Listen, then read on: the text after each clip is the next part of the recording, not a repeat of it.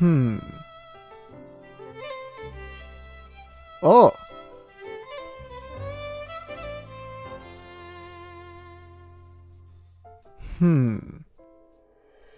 Huh. Oh. Hey. Huh. Oh.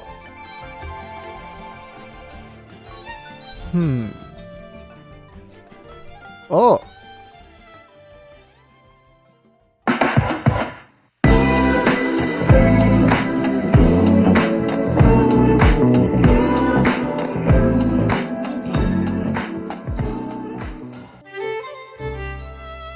Temtem is an RPG that is very similar to Pokemon, and they don't hide this fact. In the title of their trailers, they put Pokemon-like MMORPG, so they're not hiding that it's kind of a Pokemon clone. But what truly sets this apart is that these developers actually care about the product that they've made. I've played Sword and Shield, and I've reviewed it in this video. If you want to, check it out, go ahead. But in summary, Sword and Shield did virtually nothing to improve the Pokemon formula, while simultaneously boring me to death with its predictable baby-like gameplay and bad story. Then you have Temtem, which was made by an indie company with 20 people. Temtem shows us that Pokemon could be better. I mean, once you finally get into a server.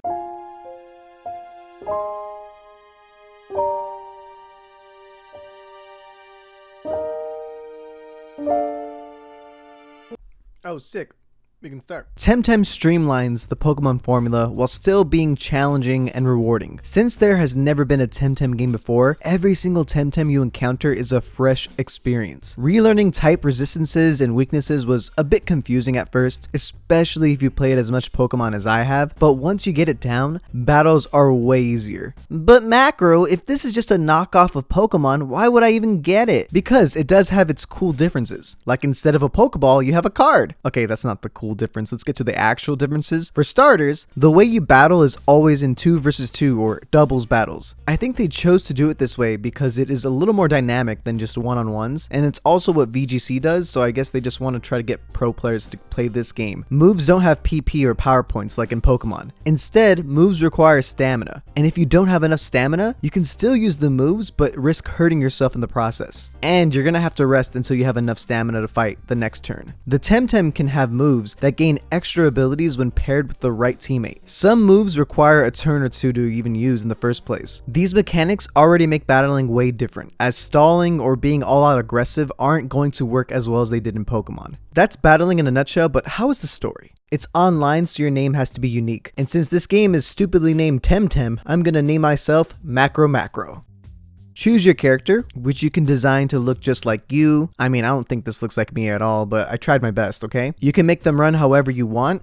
It's just a silly run. You meet the professor and your rival, who everybody hates. Like, imagine if Professor Oak outright said, "Hey Gary, I hate you." That's basically what the professor does to this kid. It's really sad. You get to pick your starter, and I chose, the monkey because I love them monkeys.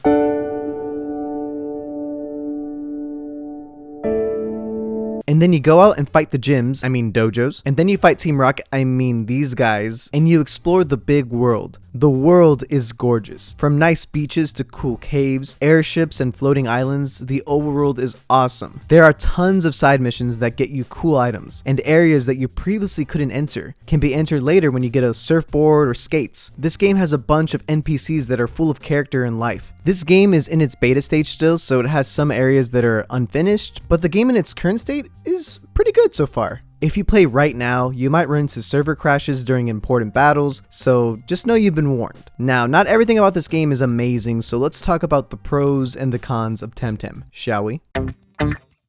The Temtem are super cool in design. There's even this platypus mon that was fan-made and made it into the game through the Kickstarter that they made. Game Freak, you could learn from this. A lot of your fans want to design amazing Pokemon. The developers have said that they're going to constantly update this game with new Temtem, new areas, just a bunch of new content. I think the new battle mechanic of stamina is awesome, like I've already mentioned previously. You can no longer just spam a move over and over again because you'll run out of stamina, and the idea of PP stalling an enemy doesn't even even exist in this because there is no PP in this game. I've said PP like 6 times, wow. If you want to reteach a Pokemon an old move, you don't have to go to a move rememberer or something. You just simply go to the menu, look at that move, and then switch it. It's so cool. Breeding and IV training is extremely streamlined. However, they should definitely lower the prices for a lot of these items because it feels like a grind, and that kind of makes it a little more annoying than regular Pokemon games. Temtem, fix your game! On the bright side, the music's pretty fire.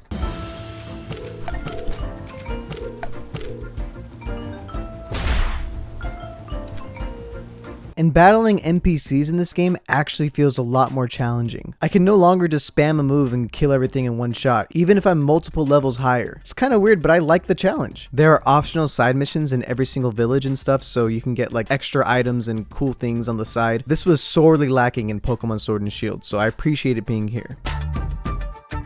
Those annoying dojo rooms were inspired from the worst gyms Pokemon has ever made. It's not challenging, this is literally Frogger, and it's not even fun. Whenever somebody challenges you, you get options of how to respond, and at first I was like, what? We have the option to not fight for once? This is kind of cool, but it's all an illusion. You fight no matter what. Why give us dialogue options? It wastes time and is so obnoxious. This game is online, which is cool, but I don't like seeing all of these tamers all the damn time. It's jarring and confusing at times, or straight up stupid to look at. If I want to play online, I'll do it. I don't know why it needs to always be online. There should really be an offline mode, which would also, fix the server issues. There are way too many fetch quests. Go here, get this, come back, go there. That's like the entire main storyline. A perfect example is that you get on this dope looking airship, and I'm here thinking, oh, it's gonna be like Pokemon ships, like the SS ships, where you fight sailors and other travelers, but no. The captain needs a map and says, go talk to the first mate. The first mate doesn't have a map. He says, go talk to the map dude. The map dude has the map, but he's super tired. He needs coffee. So you gotta talk to the chef. The chef is too busy to make coffee right now, so talk to the sous chef. The sous chef gets you the coffee. You get the coffee to the map guy. Then you take the map to the captain. Then you get off the airship. What the why is this in this game? It's just like tedious stuff, like filler. The game is already decently long. I don't understand why this had to be there. I'm also a bit concerned with the way that they're pricing the game. Currently it says it's $35, but they said that once they release the full version, it's going to be a little bit higher. I hope that's not the case. I hope they keep the price the way it is for anybody that buys the game. And it sounds like their DLC is also going to cost money. It probably won't cost Pokemon prices, but I'm still concerned that they have not really announced the exact pricing structure that they have for this game. Regardless of my complaints, I'm still having a lot more fun with this game than Pokemon Sword and Shield. However, it's still flawed with these dumb Pokemon quirks, and it's kind of repetitive for the same reason. Where it improves is in the battling and the amount of content. For almost half the price of this, you get way more content in this. Look, I know it sounds like I hate Pokemon right now, but the truth is, I'm just a really big Pokemon fan, and I just want Game Freak to do better with their IP, because it's ridiculous that a game that costs $60 on the Nintendo Switch in 2019 could look this meh. We just want the developers to show that they care, the same way that these developers appear to care about Temtem. I don't think Temtem is spectacular, but a part of me just wants to see Temtem succeed so that Pokemon has competition, because for the most part, they've had a stranglehold monopoly on the Mon genre. Do you remember Digimon? That went away. All these other type of Mon games, they've been gone for so long, nothing has competed with Pokemon. And even if the reviews for Pokemon Sword and Shield weren't even that great, it's still sold really well. It outsold Super Smash Bros. Ultimate. Yes, an amazing game on the Switch with amazing reviews couldn't outsell Pokemon. That's how powerful Pokemon has become, and it makes me so sad that a game by an indie company could make an essentially slightly better game than Pokemon Sword and Shield. So yeah, I like Temtem. I don't think it's necessarily the best, and I think it can be improved upon, which is what I hope the developers do with their updates. So I'm gonna give this game a 7 out of 10. Like I said, it's not the greatest game, but it is a little bit better than Sword and Shield for me. But what do you guys think? If you've played Temtem, do you think it's better than Pokemon, worse than Pokemon? Let me know in the comments down below. Also, if you played Temtem, let me know what your favorite Temtem is, because I don't really have a favorite yet. I kind of like a lot of them. Okay guys, I gotta keep playing this game because it's a little addicting. I just wish it was on mobile so I can play it on my phone. But with that, I'll catch you guys later. Ya noob!